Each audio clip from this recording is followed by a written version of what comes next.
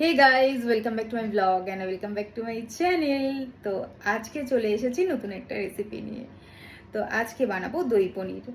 তো দই পনিরটা বানাবো কারণ হচ্ছে অনেকদিন আগে আমরা বাড়িতে গেছিলাম, আমি আর অর্চি। তো সেখানে আমার দিদি একটা পনিরের তরকারি করে খাইয়েছিল অর্চিকে, সাদা সাদা।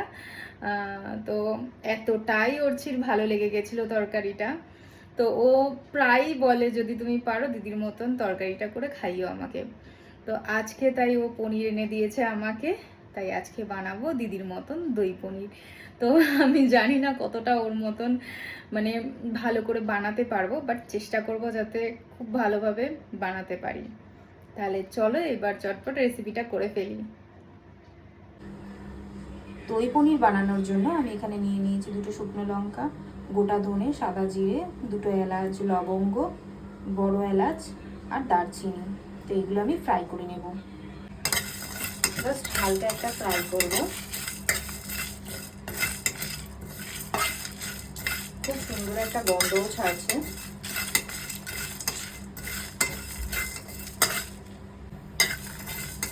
ফ্রাই হয়ে গেছে, মানে হালকা ভাজা ভাজা হয়ে গেছে। এবার আমি নামিয়ে নেব। কড়াইতে সাদা তেল দিয়ে দেবো পরিমাণ মতন। এইবার আমি পনিরটা ভেজে নেব। এইবার আমি পনিরটা দিয়ে দেবো।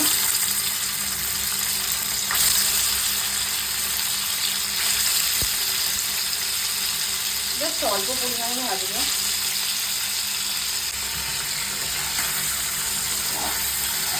হালকা ভাজা হলেই আমি তুলে নেব।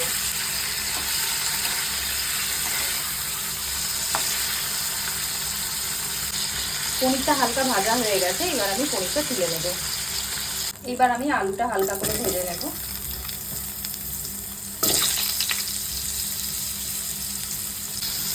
আলুতে একটু নুন দিয়েছি, জাস্ট নুন দিয়ে হালকা ভাজা ভাজা করে নেব। আলুটা হালকা ভাজা হলেই নামিয়ে নেব।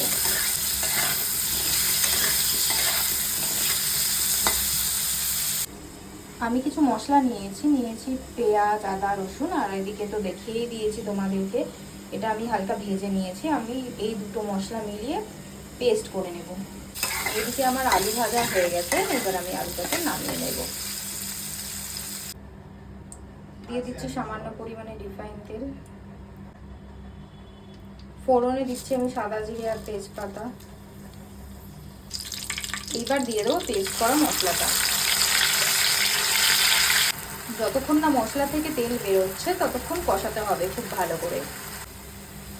যেহেতু আমি দই পনির করছি, তার জন্য আমি হলুদের গুঁড়ো, লঙ্কার গুঁড়ো কিছু দেবো না। যা মশলা দেওয়ার আমি দিয়ে দিয়েছি। এবার আমি নুন দেব, আর দইটা বেশি পরিমাণে দেবো, কারণ আমি যেহেতু পনিরটা দই দিয়েই করব। আর দেবো সামান্য পরিমাণে চিনি। এবার ভালো করে মশলাটাকে কষিয়ে নেব। মশলা থেকে তেল ছেড়ে গেছে দেখো। এবার আমি দিয়ে দেবো ক্যাপসিকাম।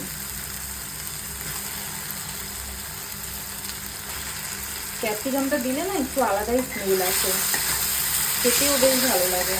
তো হালকা জাস্ট নাড়াচাড়া করে নেবো। এরপরে আমি আলুটা দিয়ে দেবো। তো এবার আমি আলুটা দিয়ে দেবো।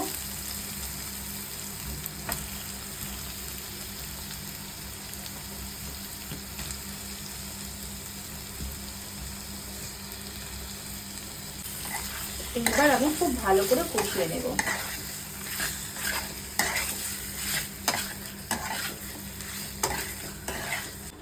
আমি কিন্তু এখানে দইয়ের পরিমাণটা অনেকটা বেশি রেখেছি, কারণ আমি বলেছিলাম যে আমি দই পনির করব।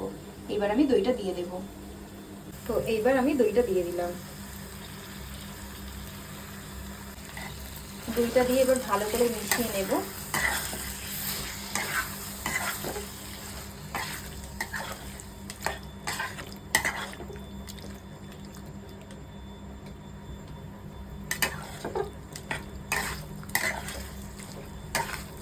আর একটু ভালো করে কষিয়ে আমি জল দিয়ে দেবো, জাস্ট হালকা জল দেবো।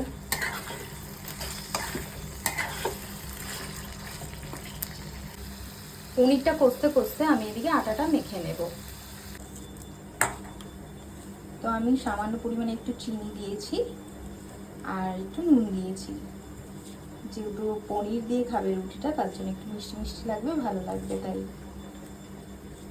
তাহলে চলো আটাটা মেখে নিই। তো এইদিকে আমার আটা মাখাও হয়ে গেছে। এইবার আমি সামান্য পরিমাণে জল দিয়ে দেবো পনিরে।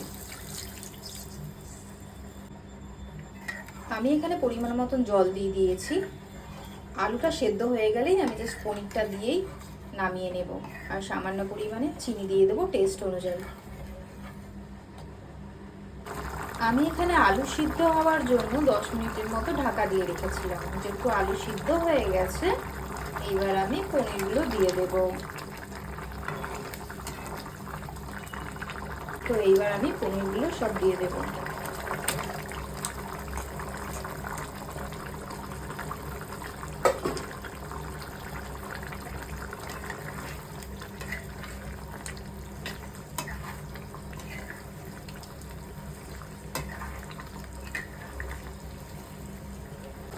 তো দিয়ে দেবো পরিমাণ মতন চিনি। মিষ্টিটা আমরা একটু বেশি খাবো, তাই পরিমাণ মতন চিনিটা বেশি দিলাম। এবার ভালো করে নেড়ে নেব।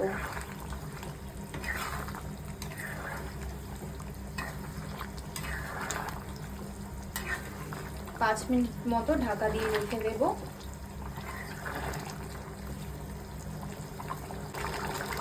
তো হয়ে গেছে দই পনির। দেখো কালারটা কি সুন্দর হয়েছে। এবার আমি নামিয়ে নেব। এদিকে আমার লেচি করা হয়ে গেছে। এবার আমি রুটিটা করে নেব।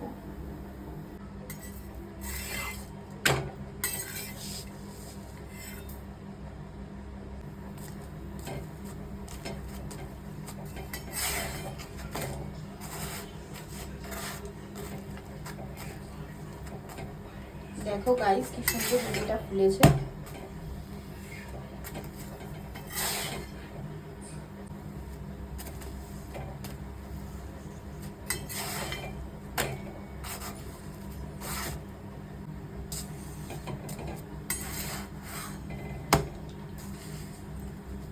তো এইদিকে আমার সব রুটি করা হয়ে গেছে। এবার আমি উর্জিকে খেতে দেব। ভিডিওটি ভালো লাগলে লাইক আর শেয়ার করে দিও। টাটা।